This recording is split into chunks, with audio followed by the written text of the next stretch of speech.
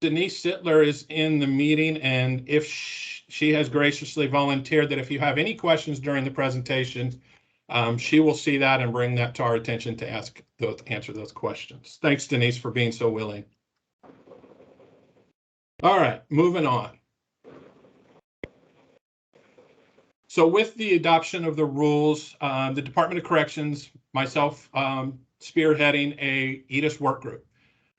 Some of those members are on the line today and appreciate it. I can see Kelly right in front of me. And our task was, as a work group, was to design a makeup of key stakeholders to ensure diverse perspective on the work was considered.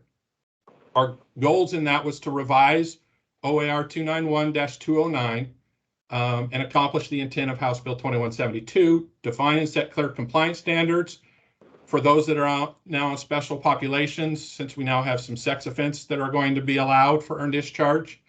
Define a reasonable compliance standard around the payment of restitution. As I stated earlier, House Bill 2172 said now the ability to pay, not necessarily to pay in full, and develop a process for early and often notification of eligibility for adults on supervision. I'll get to each one of those points later in the presentation, but I did want to bring attention to the early and often notification of eligibility. That was a key component and a very large conversation within our work group and those individuals involved. This just gives you a real quick view of who was all involved. People from our community, Dennis Holmes, Lisa Lewis, Denise Pena, Kelly, Rosanna, Dylan, and Robin, and then the rest as you can read there. So a real diverse work group that came together. We had numerous meetings to come up with the best options to get the intent of House Bill 2172. So I'm going to jump right into it. And again, if you have questions, go ahead and raise your hand or just jump in. So who qualifies and when? Well, the old rule didn't change much. So it originally sentenced from August 1, 2013 to December 31st, 2021. That didn't change in its rulemaking process. So anybody that's still convicted that you've currently been putting on earned discharge for those isn't going to change much. As you can see, under that rule, if you qualify under this, you still have to pay for your restitution in full. And then actively participating in the supervision plan, which won't change on the new. So I'm not going to talk about this a whole lot just because there's not much change. The real change came in who qualifies and when now for original sentences on or after January 1, 2022. As we all know, the big change to that was post-prison supervision. So anybody releasing from our institutions that qualify with an eligible crime would be eligible for earned discharge. The two key components there, which we're going to talk about here real quick, is one is it's no longer fully paid restitution, although that's one of the options is you pay it in full. The other is established payment schedule through court or appropriate supervising authority consistent with ORS 137-106 and is current in their payment obligations. So they have the ability to pay option in this new rule. The other big component of this was in our treatment programs. And we did it kind of in two sections. One is there's times where there's treatment programs with set durations or timeframes. And Kelly, you can jump in anytime if you want on kind of our discussion. But this was more for examples of like sex offender treatment or trying to think of some other examples that might that have set durations that you have a certain time frame to complete it. The other section was ongoing programs, mental health, other considerations that you guys can think of. It's a longer plan, might even be the entire plan of supervision, but they don't necessarily have to complete it on a certain date. And we're going to jump into those specifically here in the next couple slides. So key components of the new rule. One of the things that wasn't in the old rule is a definition of the case plan. So we added that. It was from another rule that was already written. We just pulled that definition and included it in the rule. And then the key component, like I talked about first, and I'm going to spend a little bit of time on this, is the notification piece. So as you can see, the rule number there, it's at the time of the first meeting with the AOS, and that's adult on supervision. We are starting to make those changes in our rules, that name. The supervising officer shall notify them of their eligibility for earned discharge, and then quarterly shall communicate progress towards achieving earned discharge. We've we'll go over it here in the next few slides of some tools that we're giving you as a help for that notification. But I really want to push on the significance of our recommendation, the work group's recommendation, numerous community advocacy groups, that the offender is notified throughout the process. There was some discussion in that it get documented.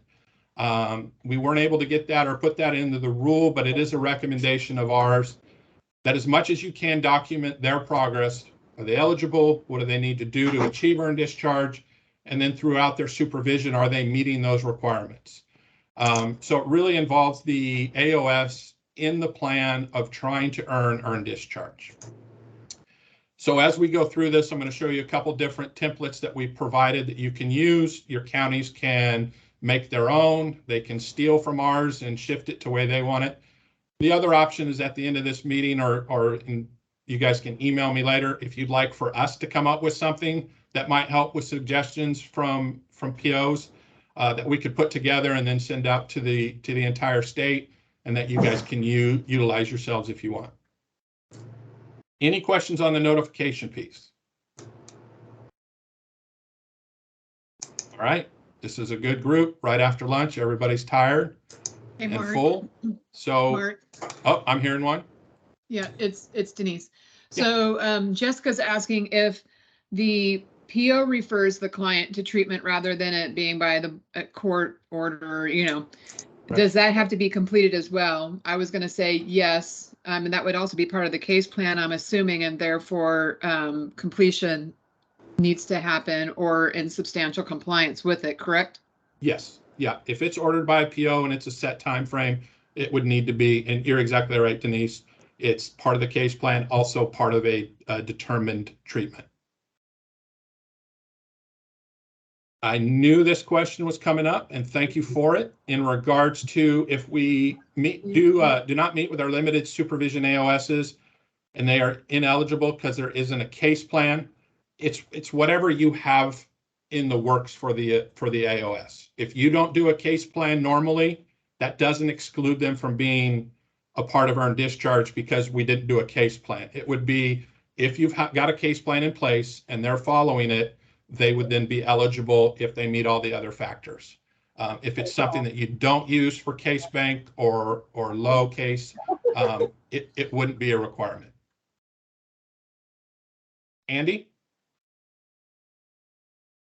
So sex offender treatment. So our treatment, I don't know that I would say it has a specific timeline because their progress is really based on them.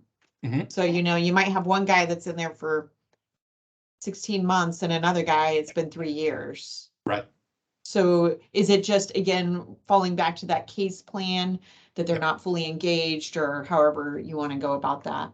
Yep. And the PO will have some discretion on this if they feel like they're attending and getting what they need out of those time frames that doesn't have a set time frame, and they're participating, then I would consider them eligible under that particular compliance factor. So here, if they're not on supervision, the provider we have wouldn't see them, so then they wouldn't technically complete it.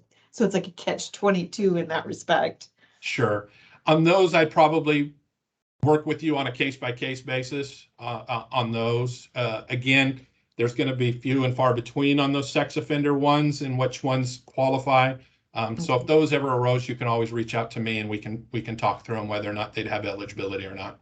Okay, thank you. Thank you. On the compliance part of this, I'm going to move on. The compliance part of this is we just took out, and if you noticed in the old rule, it was part of a bullet point. We've just added the compliance with their applicable supervision case plan within under this compliance part of it. So not a big change. We just reworded it to make it fit. So with the new rule, we also have a restitution piece, and the restitution piece includes that they can have fully paid the restitution, which would obviously make them eligible under the restitution piece. The other part is then establish a payment schedule through the court or appropriate supervising authority, which is the counties, in regards to having a payment plan, and that they're current in their payment obligations. Some of the questions that have been brought up as we've worked through this is what about with the people that only have $5 on their payment plan and they're seeming to just be on that low end. Again, this is going to come to the discretion of the POs if they feel that that's an appropriate plan for those people and they're not spending, $40,000 on going to Disneyland and only have a $5 payment plan, but they're doing what they're supposed to. It's been set up. That's a key part that we came from the work group, is that it's on the onus of the AOS to make sure that they have a plan set up and that they're staying consistent with it. Any questions on that? Oh, great group. Haley Purcell, I see a hand up. Yes, I have lots of restitution questions. I'm curious if there was any sort of definition for what it means to be current with your obligation. For example, if an adult on supervision sets up a payment plan and makes one payment, would we consider them current with their obligation? I would say in that instance, that would not be the case, because you're talking about a lengthy time of the supervision. And I guess probably to clarify your question is if they got their payments plan set up later and we're doing those payments. We'd like to see a pattern. To answer your question, no, there was not a definition or a directive in regards to how many payments or how long it's been set up. That one was in place and that they were consistent in their obligation of making those payments.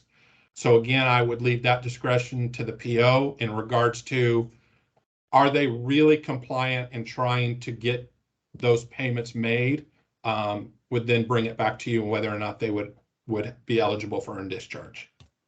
So what I hear you saying is there wasn't any specifics around that, but there was an understanding that this has been an ongoing thing that the adult on supervision has been working towards. It's not just you're eligible for EDIS, but you haven't been paying, so make a few payments and we're good to go. Absolutely. Yes. Okay, thank you. The intent is that you are making your car payments consistently, not just one and call it good. Thank you. Yep. Andy. So a lot of folks, if they have multiple cases, old cases that they're not even on for anymore, when they make their payments, the payment goes to the oldest case first. So if we can still show that they're making consistent effort and payment, even though it doesn't go to the restitution currently on supervision, would that still be considered? I'm going to write that one down and have some further discussion on it and follow back up. But I'm unless Denise or Kelly, you guys want to step in regards to what you remember from our work group. That specific case wasn't brought up, but Kelly, go ahead. I was going to say, I don't think we specifically talked about that, but just kind of, I think what, we have done historically is if the intent is that the client is making payments, he or she can't control that those payments are going towards something else. So as long as they're showing that that effort is being made, it is, as far as I'm concerned, it's not the client's, it's not their fault that it's being applied to 4 different cases before it becomes applied to the case in which they're on supervision for. But I don't think we talked about that specifically in the work group.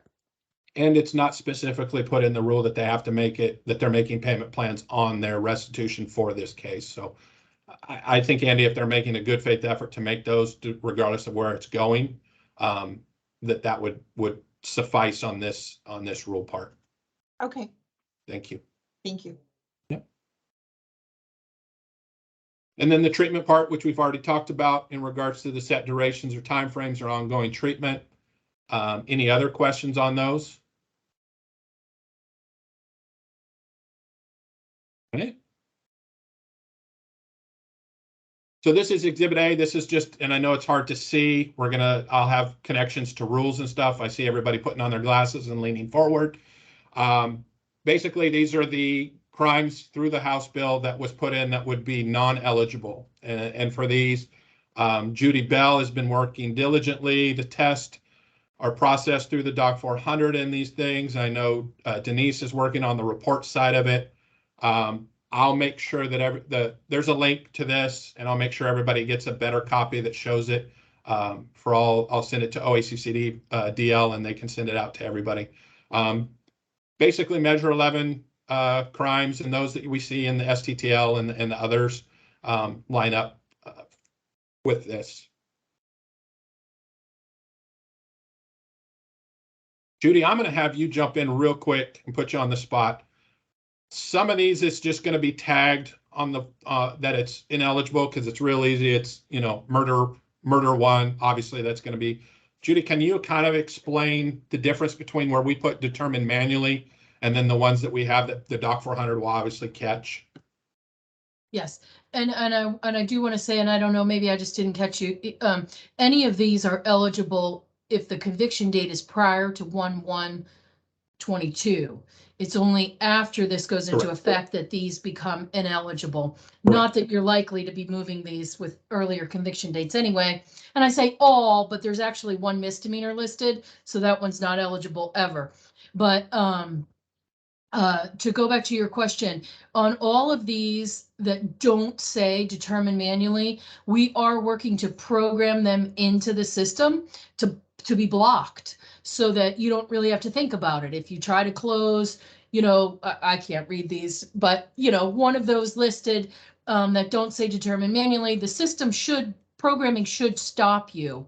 The ones that do say determine manually, we can't program because there are too many factors that don't have data points in CIS. So for example, on one of these, you know, was the victim under 12 years old? Well, we don't have a data point in CIS to point to that, so we can't program to stop that. You have to know that from reading the police report and understanding that. You know, one of these is if the victim is 65 or older. You know, again, that's not a data point that we can grab onto and program. So you'll have to know any of these that say determine manually. You'll have to understand what are those additional factors that you need to look out for to see if it disqualifies someone. So maybe a theft 1, for example, is something that's eligible to close to EDIS, but if the if the victim was 65 or older, I think then that's not eligible. And so that's kind of what we mean by that. And what's going to happen with programming is there'll be, if it passes all the checks that we can program in, once you close to EDIS, there'll be a pop-up box at the end that says, you know, someone has reviewed, and it lists all these ORSs that say determine manually and has determined this case is eligible. And then we're going to plug in the user ID of the person who's made that determination. Likely that's not your support staff, likely that's your PO or whoever's doing the case management. So that's just kind of a little bit about what that looks like. And I can field questions if I missed something there. Perfect. Thanks, Judy. And again, thanks, Judy, for all your work on this. I know it's a long process with testing. And as we all know, the Doc 400 is really, really easy to use and really easy to program. And so we've got that. Jeannie, you've got a question? Hi, thanks. I apologize. I came into this late too. Judy, is this going to apply, or does anybody know if it's going to apply to second lookers for murder? That happened, you know, 30 years ago. So I was just wondering. Let me look that up real quick. Off the top of my head, I think we said second look is not eligible. Yeah, I'm pretty sure we were in that same boat, Judy. So I'll let you look that up, sure. and I'll keep moving on. Good. I'll holler as soon as I find it. Perfect. Thank you. All right. So with that, then what we had is a small work group that we put together, some POs, myself and Denise, and came up with some ideas that might help everybody's job a little easier around earned discharge. So what we came up with is a few things: a flow chart, worksheet, notification pamphlet, and we're also going to be putting together a frequently asked question website. That's going to take some time, so it might be an email form to start, but after we get the website up, we'll be able to do that. So the flow chart, because we all like flow charts, and I love them. They were put in the attachments with you guys. It's real kind of a flow of how it works under each, whenever the original crime sentence was, takes you through the process. It does have hyperlinks on it to the rule, so you can see the compliance requirements. This is just a brief summary of those that are main points in that. And so hopefully that's a helpful tool for you to provide for POs. If there's any questions or concerns on this flow chart, please email me. We did our best to kind of figure out the best way to do it, and hopefully this will work for everybody. Judy, I'm going to let you answer that question real quick. Second look is not eligible. Perfect. Thank you.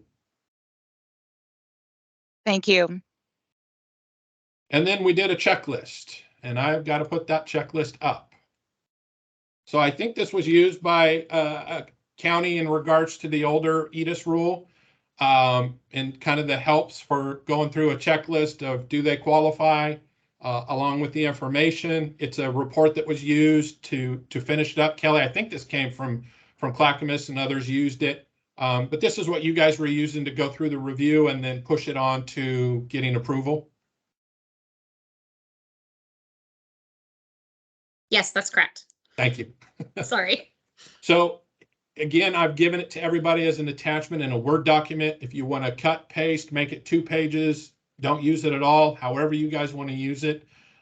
One of the things as we've been putting this worksheet is this might be one that could be made to a point of a notification when you meet with the offenders and fulfill the notification piece of checking off the ones that they've completed or the ones that they're not, and then they're not eligible any longer. But this would be a good form. And again, I can make changes to this if the group feels, just shoot me some emails and I can make some adjustments and send it out as a template to be used as a notification piece also. But this is a review checklist for POs and anyone else involved in regards to going through if they're compliant or not. The next one is a notification pamphlet. Again, this one is a Word document. You can make it your own. You can do whatever you want with it. So it is a trifold. We've tried to make it user-friendly with the AOS and the PO. Again, it's really just reiterating the rules and what you can get, what you qualify for and how you qualify. And then again, this can be that first piece on handing out to the AOS for as a notification on whether or not they would be eligible for in-discharge. Jeannie, I still see your hand up. Are you, another question? I'm sorry, I hit the wrong button. I just wanted to say thank you, Judy. Sorry. No worries. So again, this is in a Word document and can be used in any manner that you guys see fit. At this point, that concludes our earned discharge training. If there's any questions, if you have questions and you don't feel comfortable or didn't want to ask them in this forum, please feel free to email me. I'm going to start adding to a frequently asked question list. I know that Kelly brought forth some questions in regards to the board and in regards to whether the board needs to have any prior approval. I'm remembering from a meeting earlier, I don't think that's going to be the case, but I'm not going to speak for Dylan. So we've got a couple of questions for Dylan in regards to the closure notice and then the supervisor authority on earned discharge, whether or not they want to be at the forefront of that. And I will get that information out. I'm pretty sure I remember Dylan saying they didn't want to be involved in the front part of it. But again, I don't want to be speaking for him. Another question is, will you be sending out the PowerPoint? Yes, it is a little bit different than the one that I sent out in the beginning. So I will go ahead and send that out to the same group, FOG, soon, and OACCD. And then also, I will be a traveling salesman in the next probably 3 to 6 months, coming to FOG soon, all the OACCD meetings. If your county likes me enough and wants to see me, I have no problem coming around to the counties. We can do a big like 12-hour session. I can teach everything from interstate compact to FSAP and all that stuff.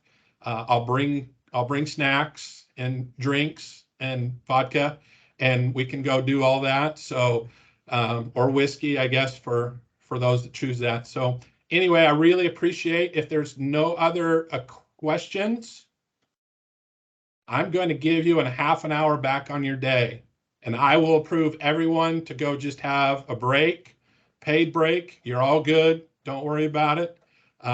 Appreciate all your time and effort. Again, we're going to work in before we go. Okay, I just Judy, wanted before we're to, done. yeah, mention about the programming. There are technically people could have been eligible as of July 1st, but the likelihood of the new qualifications of people actually you coming across eligible July 1st are very slim. Yeah, great point. But because of a couple snags we ran into in programming, it's still going to be potentially 3 or 4 weeks before we're finished. And so if you come upon folks who are eligible to close, but you can't get them closed in the system, reach out to me. I'll help you make sure if they should close or not. And then you might just have to hold on to the closure. Obviously you're not going to force the person to stay on supervision because programming's not ready. But we might ask you to just hold the closure in CIS until we're ready. That's a possibility, but I think highly unlikely. Appreciate But I'll that. keep my groups updated as far as when programming is ready. Thanks, Judy. And I also know Denise is working with our data people in regards to getting the eligibility review lists out. They might look a little different, but we're still in the works on those. And so again, we're working through this. If there's any issues, please let me know. I'm giving you half an hour back of your day.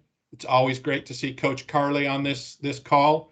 And I appreciate everybody's attendance, and have a great Thursday and enjoy your really hot weekend coming up. Thanks.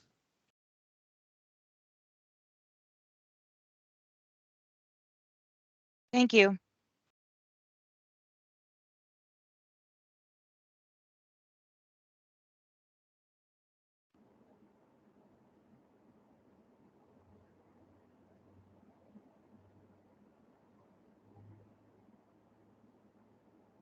Mark Patterson for Department. Mr. Greer, you're one of my favorites, Greer. Is that your sales? Is that your sales pitch to become the new director of DOC? Larry's in this office too, so it's either that or assistant, one of the two. Is Denise right there too? Oh no, I don't let her around here. We have limits. Oh, nice. Well, good luck with that, and we'll have you come down to Lake County and do Hey, a I'd love compact to. and